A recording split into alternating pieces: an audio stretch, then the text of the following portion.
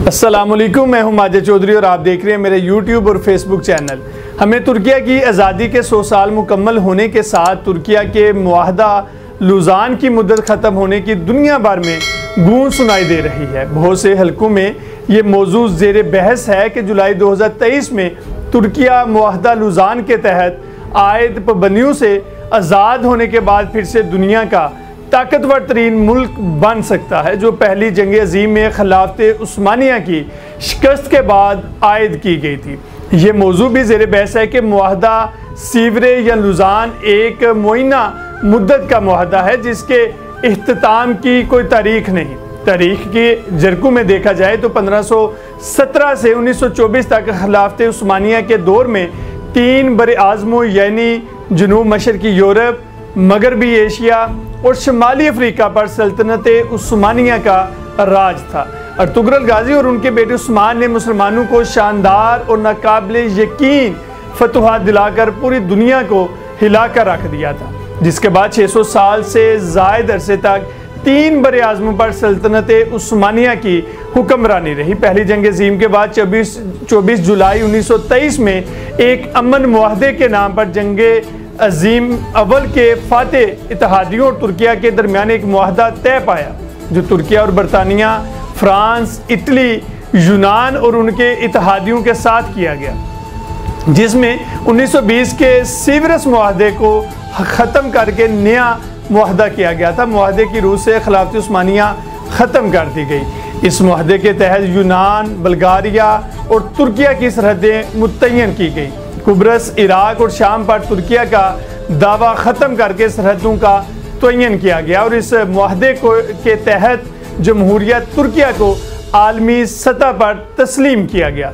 Saudi अरब समेत 40 से ज़ायद मुस्लिम ममालिक खिलाफत उस्मानिया से निकलकर आज़ाद ममालिक के तौर पर वजूद में आए।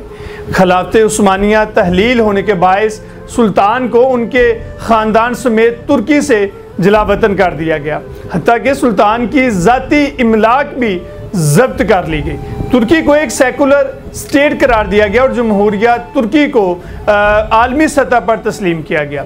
इस मुआहदे की रूह से तुर्की ने तीनों बरे आज़मों में मौजूद खिलाफत के असासों और इमलाक से भी दस्तबरदारी अख्तियार कर ली। इस मुआहदे के तहत तुर्किया से तेल निकालने की इजाज़त सल्ब कर ली गई। अबनाए बास्फोरस, जिसे बहेरा मुर्दार भी कहते हैं, को बैनुल-अक़वामी रास्ता बना दिया गया, जिसकी रूह से तुर्की अपने समुद्री रास्ते से गुजरने वाले गैर मुल्की बहरी जहाज़ों से कोई टैक्स वसूल नहीं कर सकता। इन शराइत पर अमल करते हुए मुस्तफ़ा कमाल अतातुर्क ने सेकुलर हुकूमत की बुनियाद रखी और तुर्की को नए सिरे से मुनज़्ज़म करके अंकारा को जदीद तुर्की का दारुल हुकूमत बनाया। तुर्किया ने लुज़ान के मुआहदे तहत आयद पाबंदियों के बावजूद तुर्की का सफ़र जारी रखा। आज तुर्क सदर तैयब एर्दोगान की हुकूमत ने IMF का तमाम कर्जा ख़त्म करके तुर्की को IMF के चुंगल से बाहर निकाल लिया है। तुर्की यूरोपीय यूनियन कस्टम का मेंबर मुल्क है, जिसकी वजह से तुर्की को यूरोपीय यूनियन ममालिक में ड्यूटी फ्री एक्सपोर्ट की सहूलत हासिल है और दुनिया की 17वीं उभरती हुई मईशत है। तुर्क फौज नेटो की दूसरी बड़ी आर्मी है, जबकि तुर्की दुनिया भर के सियाहों की तवज्जो का मरकज़ है, जहां सालाना 7 करोड़ से ज़ायद गैर मुल्की सियाह आते हैं। मुआहदा लुज़ान पर मगरब का मौक़िफ़ है कि यह मुआहदा कमाल अतातुर्क के जमहूरियत तुर्की और मगरबी ताकतों के मुबैन हुआ था, जिसका सल्तनत उस्मानिया से कोई ताल्लुक़ नहीं। और मुआहदा लुज़ान की मियाद 100 साल नहीं बल्कि ये गैर मियारी मुआहदा है, जिसकी कोई मुद्दत मुकर्रर नहीं है। 100 साल पर मुहित मुआहदा दरअसल तुर्क अवाम और मुसलमानों के खिलाफ मगरब का एक ऐसा फंदा था जिसने तुर्की को हाथ पांव बांध कर चारों शाने चट कर दिया।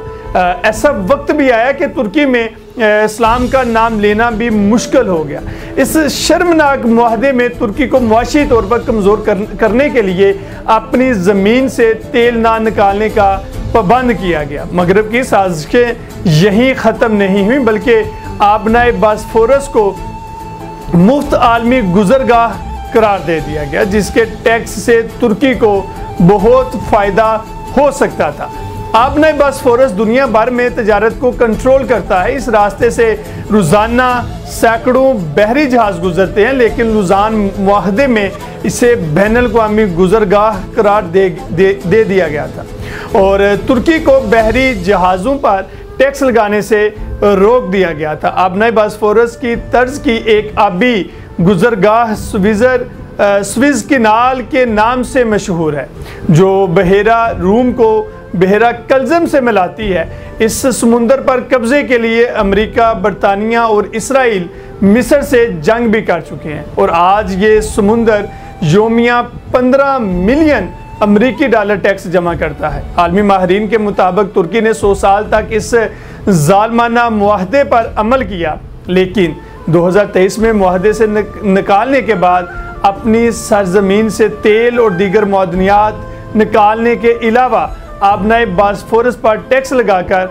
अपनी मईशत को मजबूत बना सकता है। तुर्किया के सदर तैयब एर्दोगान भी 2023 को अपनी कौम के लिए बहुत अहम करार दे चुके हैं। अब देखना यह है कि 600 साल तक दुनिया पर हुक्मरानी करने वाला तुर्की आने वाले साल में अपना खोया हुआ मुकाम हासिल करने में कैसे कामयाब हो पाएगा।